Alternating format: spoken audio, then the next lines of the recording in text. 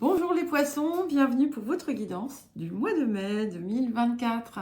Alors si vous ne l'avez pas fait, bien entendu, je vous invite à écouter vos messages de la pleine lune. Et puis n'oubliez pas, bien entendu, les guidances hebdomadaires, les quinzaines et les autres guidances. Et nous allons commencer. Et donc en maison 1, nous avons le 3 de rose. Donc ici, ça vous met dans une période finalement où vous allez être plus enjoué, plus gai, vous allez mettre peut-être plus euh, de légèreté dans votre vie. Et si vous ne le faites pas, eh bien, on vous invite à le faire. Pour, notamment pour des personnes qui se sentent finalement totalement déconnectées de leur enfant intérieur, eh bien, il est temps de rétablir la communication et en faisant des choses simples, ça peut vous aider, ça vous appelle aussi à vous aérer, à apprécier la nature, à voir la beauté dans ce qui vous entoure et à remplir finalement votre cœur.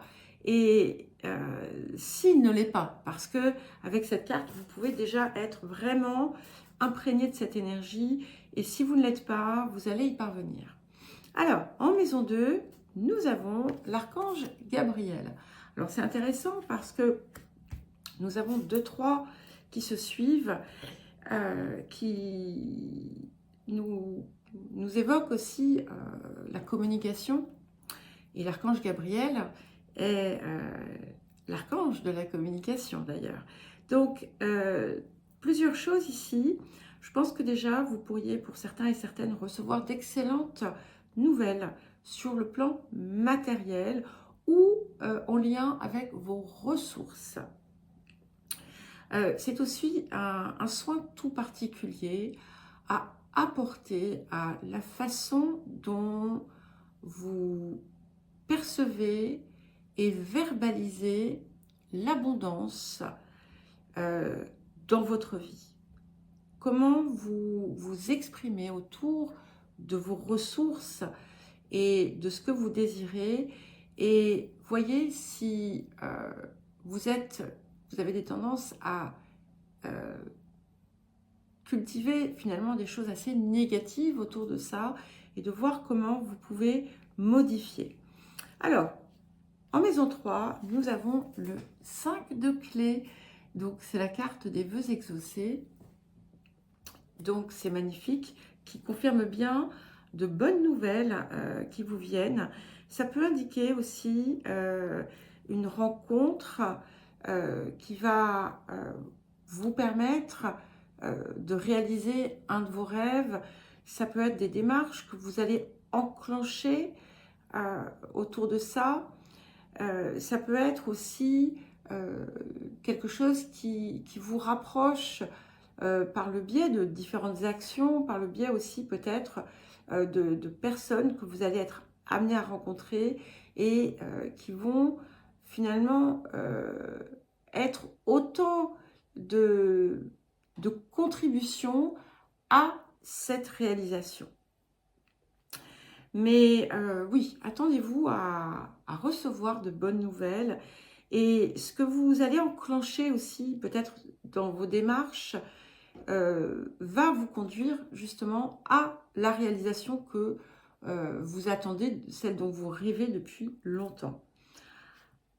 Alors, en maison 4, nous avons eh bien l'arcane 4, donc bête, la naissance.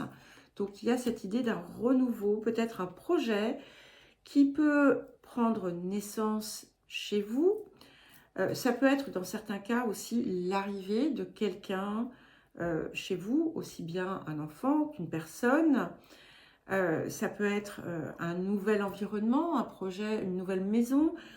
Ça peut être voilà, tout un tas de choses. En tout cas, c'est quelque chose qui vous ouvre de nouveaux horizons et qui vient justement apporter beaucoup de lumière et de clarté dans votre vie. Quelque chose aussi qui vous rapproche, qui vous permet aussi de vous rapprocher de l'enfant que vous avez été, ou que vous avez rêvé d'être. Mais voilà, on a vraiment cette idée, il y a quelque chose, il y a un nouveau mouvement. Vous serez probablement d'ailleurs peut-être assez actif chez vous pour certains et certaines.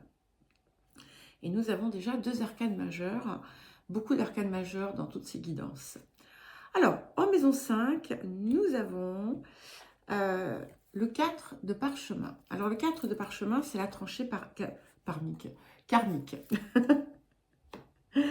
Et cette tranchée karmique, en fait, ça nous indique quelque part que dans certains domaines de votre vie, notamment tout ce qui va toucher le domaine émotionnel, amoureux, le lien avec la créativité, avec les enfants, avec la réalisation des projets, avec aussi votre rayonnement, vous êtes justement donc à une croisée où vous allez pouvoir enfin mettre totalement derrière vous un vieux schéma, une vieille façon d'être. Il y a quelque chose qui peut prendre fin. Et si vous avez par exemple eu des situations amoureuses, par exemple, qui se sont toujours terminées d'une certaine façon, ou qui ont été pour vous très éprouvantes, et vous avez senti qu'il y avait quelque chose qui était vraiment dans une forme de répétition, de quelque chose qui était ancien, tout ça se termine. Et c'est intéressant parce que nous avons ce 5 ici qui vient vous révéler, entouré de 2-3 et de 2-4, et on a quelque chose qui se construit, qui va être solide. Donc tout ce qui se met en place à partir de maintenant va être pérenne. Alors, en maison 6, donc nous avons l'arche d'alliance. Alors, ça peut indiquer un certain nombre de choses, donc 3e arcane majeur d'ailleurs. Et cette arche d'alliance peut indiquer des changements sur un plan professionnel ou autour de votre activité, avec des possibilités de nouveaux contrats ou alors de fin de contrat. Si on arrive sur des fins, soyez assurés que c'est pour un mieux, d'accord ? Ça peut indiquer aussi un nouvel accord, une nouvelle coopération qui va se faire, qui va impacter votre vie quotidienne. Donc ça peut être dans de multiples domaines. En maison 7, waouh, nous avons l'As de rose. Donc on a vraiment cette idée de recommencement, de nouveaux contrats. Ça peut être alors aussi bien des contrats, ou des papiers, des signatures, aussi bien la fin que le début. Hein, mais je le répète, si on est sur une fin de quelque chose, c'est parce qu'il y a quelque chose qui va vous mener vers votre meilleure réalisation de vous-même, en fait, qui va vous correspondre davantage, qui est sur le point d'arriver pour vous. Et on peut y voir aussi comme on a des choses qui ont l'air de se modifier sur le plan romantique. Alors bien entendu, si vous êtes déjà en couple, oh là là, quelle liaison atroce, déjà en couple, je ne sais pas d'où j'ai sorti le Z. Si vous êtes déjà en couple, eh bien, il y a quelque chose qui se renforce. Hein. Mais sinon, ça peut marquer l'arrivée dans votre vie de quelqu'un de nouveau et qui va changer, enfin, avec qui il va y avoir une relation forte et durable et extrêmement épanouissante et enrichissante pour vous. C'est aussi une nouvelle façon de vous engager envers le monde, envers les autres, envers vous-même. D'accord ? Alors, en maison 8, nous avons le 7 de parchemin. Donc, on a bien une superbe transformation ici qui est en train de se préparer. C'est quelque chose qui va certainement réclamer du travail.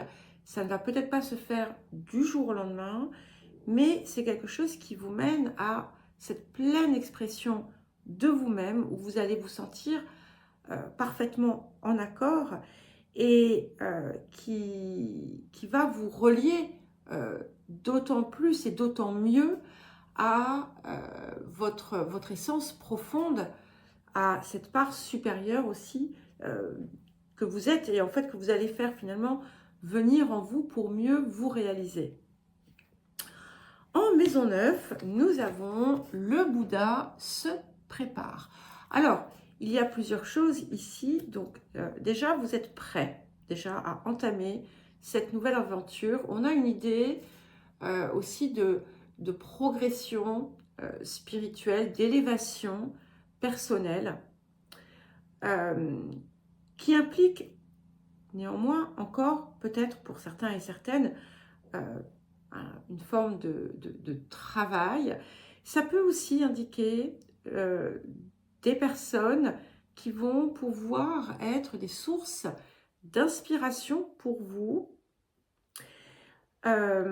qui vont vous guider. Alors, on n'est pas forcément sur une, comment dire, c'est pas on ne suit pas aveuglément quelque chose, c'est plutôt quelque chose qui vient vous inspirer. Pour certains et certaines, il peut y avoir des formations, des études, des recherches qui vont vous élever, vous guider, vous accompagner et qui vont vous nourrir aussi.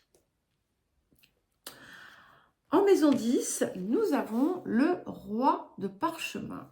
Alors ce roi, ça peut être tout simplement vous, bien entendu, qui allez rechercher davantage d'ouverture, de clarté, de compréhension pour votre vie, pour ce que vous avez aussi, pour ce que vous désirez également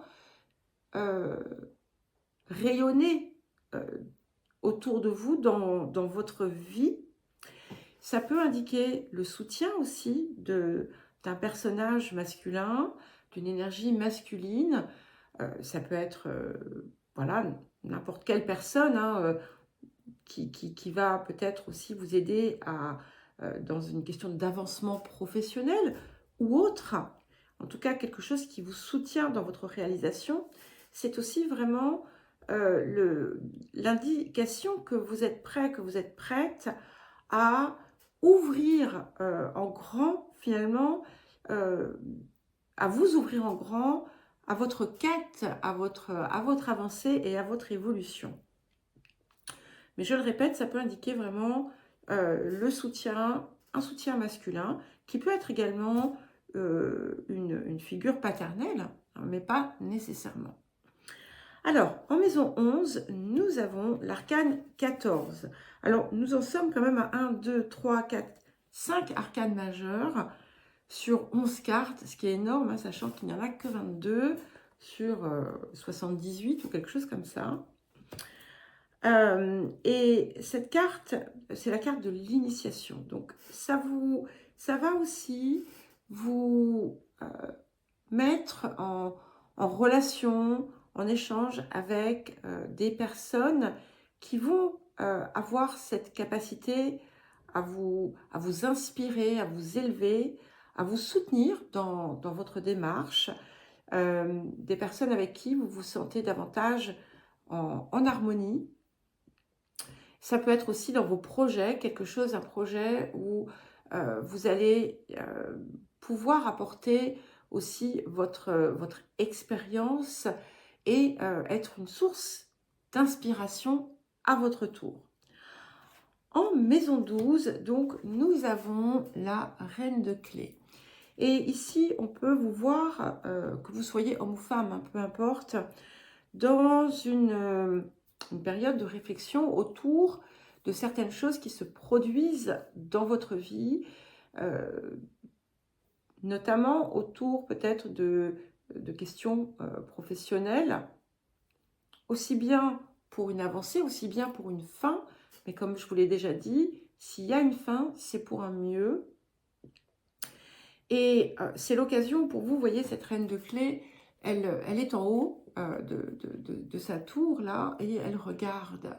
Et donc, élargissez votre horizon et prenez ce temps, si vous en avez besoin, pour voir réellement ce que vous désirez créer sans chercher à vous limiter, sans chercher à vous restreindre. Voilà les poissons, écoutez, je vous souhaite un très joli mois de mai, je vous embrasse et je vous dis à très vite.